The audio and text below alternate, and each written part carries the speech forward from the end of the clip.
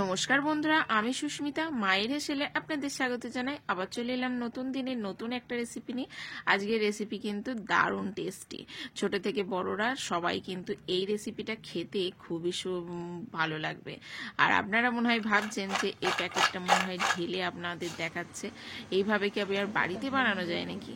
না, আজকে কিন্তু একদম সম্পূর্ণ আপনাদের টিপস সহ এই কাজু বিস্কুটের রেসিপি আপনাদের সঙ্গে শেয়ার করতে চলেছি। আশা করি আজকের রেসিপিটা আপনাদের খুবই ভালো লাগবে। আর এই বর্ষাকালে কিন্তু এই কাজু বিস্কুটটা যখন তখন মুখের মধ্যে দিলে কিন্তু এনার্জি পুরো বেড়ে যাবে। দেখে নিন আমি কিভাবে বানাই এই কাজু বিস্কুটটা। তার জন্য কিন্তু সম্পূর্ণ রেসিপিটার সঙ্গে থাকতে হবে, না হলে কিন্তু পারফেক্ট এইভাবে কাজু বিস্কুট আপনারা বানিয়ে খেতে পারবেন না বা খাওয়াতে পারবেন না। দেখা শুরু করে দিন একটা লাইক দিয়ে। দেখে নিন এখানে আমি ময়দা নিয়ে নিয়েছি। ময়দার কোনো মাপ নেই, আপনাদের মন পছন্দ এখানে ময়দাটা নিয়ে নিতে পারেন, কম বেশি যেরকম খুশি আপনারা নিয়ে নিতে পারেন। তার জন্য নিয়ে নিয়েছি আমি ময়দাটাকে ভালো করে আগে চেলে নিতে হবে। নিয়ে নিলাম 1 চামচ মতো এখানে চিনি, আর দিয়ে দিলাম সামান্য একটু লবণ। আর এই লবণের মতনই কিন্তু এখানে দিয়ে দিতে হবে বেকিং সোডা, আর দিয়ে দেবো এখানে কালো জিরে, আর দিয়ে দেবো জোয়ানটা হাতে করে কিন্তু ভালো করে এইভাবে কিন্তু ডলে দিতে হবে। ডলে দিলে কিন্তু বেশ ফ্লেভারটাও সুন্দর আসে, খেতে বেশ ভালো লাগে। এইভাবে জোয়ানটা হাতে করে একটু ম্যাশ করে দেবে। দিয়ে ভালো করে সব কিছু একটু শুকনো উপকরণগুলো আমি ভালো করে এখানে মিশিয়ে নেব। মিশিয়ে নেওয়ার পর এখানে দিয়ে দেব বেশ কিছুটা সাদা তেল। সাদা তেলের ময়নটা কিন্তু একটু বেশি করেই দিতে হবে। আপনারা যে ময়ন দেন তার থেকে কিন্তু একটু বেশি দিতে হবে। সুন্দরভাবে দিয়ে দিলাম সাদা তেলটা। দিয়ে ভালো করে কিন্তু এখানে মাখিয়ে নিতে হবে পুরো ময়দাটার সঙ্গে, যাতে ময়দাটা দেখবেন একটু ভিজে ভিজে ভাব হয়ে যাবে। আর হাতে মুঠো করলে কিন্তু একটু মুঠো হয়ে যাবে, আর হাত দিলেই কিন্তু ভেঙে যাবে। দেখুন ঠিক এইভাবে কিন্তু ময়নটা আপনাদের দিয়ে নিতে হবে।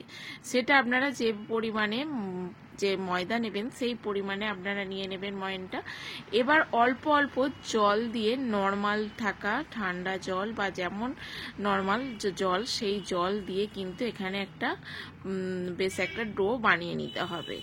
বেশ নরমও হবে না খুব, আবার খুব শক্তও হবে না। নর্মাল যেরকম আমরা আটার ডো করি বা লুচির ডো করি সেই ধরনের কিন্তু একটা ডো বানিয়ে নিতে হবে। দেখুন সুন্দরভাবে আমি ডোটা বানিয়ে নিয়েছি, আপনারা দেখে আশা করি বুঝতে পাচ্ছেন। এবার এইভাবে ভালো করে একটু রেখে দেব, গোল একটা ডো করে ঢাকা দিয়ে মাত্র 10 থেকে 15 মিনিট এইভাবে রেখে দিলেই কিন্তু যে চিনিটা দিয়েছি সেই চিনিটা ভালোভাবে নরম হয়ে যাবে, পুরো ময়নের সঙ্গে মিশে যাবে, আর সুন্দর একটা সফট ডো বানানো হয়ে যাবে। দেখুন একদম সফট একটা ডো বানানো হয়ে গেছে। আবারও আমি কিছুটা এইভাবে কিন্তু হাতে করে একটু মেখে নিয়েছি। আর এখানে একটা টিপস বলে দিই, বেকিং সোডা যদি যখন শুকনো অবস্থায় তখন যদি দিতে ভুলে যান, এই সময় যে ডো বানাচ্ছেন তখনও কিন্তু 1 চিমটি খাবার সোডা বা বেকিং সোডা দিয়ে ভালো করে ময়নটা মেখে নিলেও কিন্তু হয়ে যাবে। যেটা আমি আমার দিক থেকে ভুল করে ফেলেছিলাম, শুকনো অবস্থায় কিন্তু দিতে ভুলে গিয়েছিলাম। তারপরে কিন্তু আমি এই ভিজে যখন ডো হয়ে গিয়েছিল তখন মনে পড়েছিলাম যে যা বেকিং সোডাটা তো দেয়া হয়নি, তখন কিন্তু দিয়েছিলাম। দিয়ে ভালো করে কিন্তু মেখে আমি ডোটা তৈরি করেছি, তাতেও কিন্তু কোনো অসুবিধা নেই। মেখে নিতে হবে বেকিং সোডাটা ভালো করে ছড়িয়ে দিয়ে, তাহলেই কিন্তু আপনাদের পারফেক্ট হয়ে যাবে। আর যতটা পারবেন যখন ময়ন দেবেন তখন দিয়ে দেবেন। এবার একটা ডোটাকে আমি 2 ভাগ করে নিলাম, যেহেতু আমার চাকিটা ছোট, আপনাদের বড় চাকি হলে কিন্তু একবারই হয়ে যেত। এবার দুটো ভাগ করে নিয়ে ভালো করে একটা বেশ গোল আকার করে নিয়ে এইভাবে হাতে করে চাপ দিয়ে একটা চাকি করে কিন্তু বেলে নিচ্ছি। খুব একটা পাতলাও করব না, খুব মোটাও করব না, আপনাদের দেখিয়ে দিচ্ছি। দেখুন ভালো করে দেখতে থাকুন, আশা করি আপনাদের আজকের রেসিপিটা ভালোও লাগবে। আর এইভাবে কিন্তু বানিয়েও বাড়িতে খেতেও পারবেন, আর এখানে কিন্তু রেখেও দিতে পারবেন, স্টোর করেও রাখতে পারবেন। দেখুন এইভাবে আমি বেলে নিয়েছি। বেলে নিয়ে একটা আমি মুখোটি নিয়ে নিয়েছি। এই মুখোটিটার সাইজটা হলো যে ফেব্রিক রং হয় সেই রঙের একটা কোটোর মুখোটি আমি নিয়ে নিয়েছি। এই সাইজটা কিন্তু পারফেক্ট একটা সাইজ হবে। আপনাদের হাতের কাছে যদি থাকে তাহলে ওই মুখোটিটা নিয়ে নেবেন, না হলে আপনাদের মন একটা পছন্দ ছোট একটা সাইজের মুখোটি এরকম নিয়ে নেবেন। নিয়ে এইভাবে কিন্তু কেটে নেবেন। হাফ যে মুকুটির হাফ এরকম করে চাপ দিলেই কিন্তু দেখুন একটা অর্ধেক যে চাঁদ হয় সেই চাঁদের আকারের কিন্তু হয়ে যাবে, বা কাজু বাদামের মতো কিন্তু এরকম বার হয়ে যাবে। এইভাবে কিন্তু করে নেব সব রুটিটাকে। এইভাবে কিন্তু কেটে নিতে হবে, খুব সাবধানে করতে হবে আর খুব সহজ। প্রথমে আপনাদের একটু অসুবিধা হবে, তারপরে কিন্তু ঝটপট বানানো হয়ে যাবে, কোনো অসুবিধা হবে না। আশা করি আজকের রেসিপিটা বানাতে বা বুঝতে সম্পূর্ণ টিপস সহ কিন্তু আপনাদের সঙ্গে শেয়ার করছি। দেখুন পুরো মনে হচ্ছে কাজু বাদাম। আপনাদের থালার উপর রেখে দিলে কিন্তু মনে হবে একটা কাজু বাদাম যেন থালার উপর পড়ে আছে। এইভাবেই পুরো কেটে কেটে আমি করে নিচ্ছি। আর যেগুলো বাদ পড়ে যাচ্ছে সেগুলো কিন্তু আবারও একটা ডো বানিয়ে আমি পরে কেটে নেব। এইভাবেই সব কাটা হয়ে গেল। দেখুন আপনাদের দেখিয়ে দিচ্ছি কত সুন্দর লাগছে। দেখুন মনে হচ্ছে না যে কাজু বাদাম থালার উপর সাজানো আছে? দারুণ সুন্দর হয়েছে কাটা। এইভাবেই আপনারাও বানিয়ে নেবেন। এবার গ্যাসটাকে অন করে দিলাম আর একটা কড়াই চাপিয়ে দিলাম ভেজে নেওয়ার জন্য। আর বেশ কিছুটা এখানে সাদা তেল দিয়ে দিতে হবে। একটু ডুবো ডুবো তেল দিলেই কিন্তু এই কাজু বাদামগুলো সুন্দর ভাজা হয়ে যায় আর দারুণ কিন্তু মচমচেও হয়। আর তেলটাকে খুব গরম করবেন না, দেখে বুঝতে পারছেন তেল কিন্তু একদম গরম হয়নি। তেল দেওয়ার সঙ্গে সঙ্গেই কিন্তু আমি কাজু বাদামগুলো একে একে দিয়ে দিচ্ছি। এইভাবে দিয়ে দেবেন। দেওয়ার পর কিন্তু দেখুন হালকা ভাবে ভেসে উঠবে। আবারও যে ডোটা ছিল সেটা কিন্তু বানিয়ে নিচ্ছি। দেখুন আস্তে আস্তে তেলের উপরে কিন্তু ভেসে উঠছে। আর আগের যে সাইজ ছিল তার থেকে কিন্তু একটু বড় হয়েছে, আপনারা আশা করি বুঝতে পাচ্ছেন। এইভাবে কিন্তু একদম লো ফ্লেমে আপনাদের কাজু বাদামগুলো ভেজে নিতে হবে। গ্যাসের ফ্লেম কোনো সময় কিন্তু হাই ফ্লেম করা যাবে না বা মিডিয়াম ফ্লেমে করা যাবে না। একদম আপনাদের যে গ্যাসের ওভেন সেটা কিন্তু লো ফ্লেমে করে রেখে দেবেন। দিয়ে এইভাবে কিন্তু ভেজে নেবেন। আবার একটা রুটি বানিয়ে নিয়েছি। রুটি বানানোর পর এইভাবেই একইভাবে আমি ওই মুকুটি দিয়েই কিন্তু এটাকেও কেটে নেব। খুবই একটা সহজ বানানো। আপনারা দেখে মনে হবে যে খুবই শক্ত, যে না, একবার বানালেই কিন্তু বারবার আপনারা বানিয়ে রান্নাঘরে স্টোর করে রেখে দেবেন।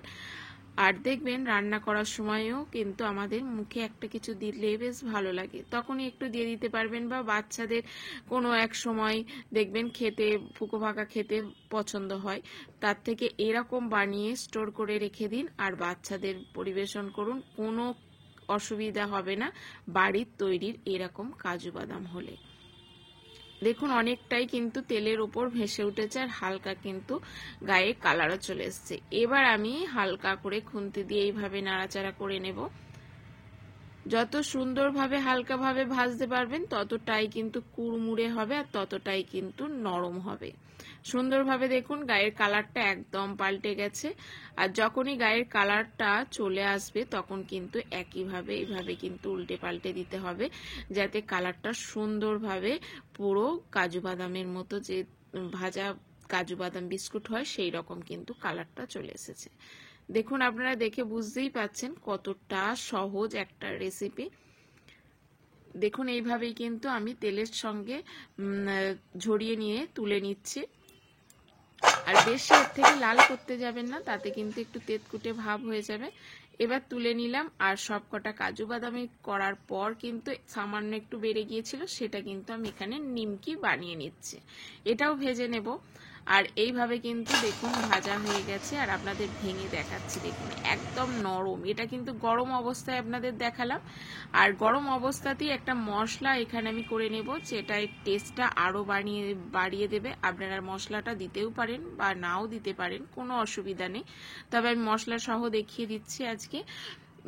দিয়ে দিয়েছি এখানে বিট লবণ আর একটু লাল লঙ্কার গুঁড়ো, আর দিয়ে দিয়েছি এখানে একটু চাট মশলা, আর দিয়ে দিলাম ম্যাগি মশলা। এই 4-5টা উপকরণ দিয়েই কিন্তু এই মশলাটা বানানো হয়ে গেছে। সামান্য একটু দিয়ে দিয়েছি দেখুন। এবার গরম অবস্থায় তোলার পরপরই কিন্তু এই মশলাটা সামান্য একটু দিয়ে দেবে, তাহলে দেখবেন মশলাটা গা থেকে আর ঝরে যাবে না, খেতেও বেশ ভালো লাগবে। তবে আমি বলবো যে মশলাটা না দিয়েও বেশ খেতে ভালো লাগছিল, মশলাটা দিয়ে তো আরও টেস্টি বেড়ে গিয়েছিল। আপনাদের যেটা মনে হয় সেটাই আপনারা করে নিতে পারেন।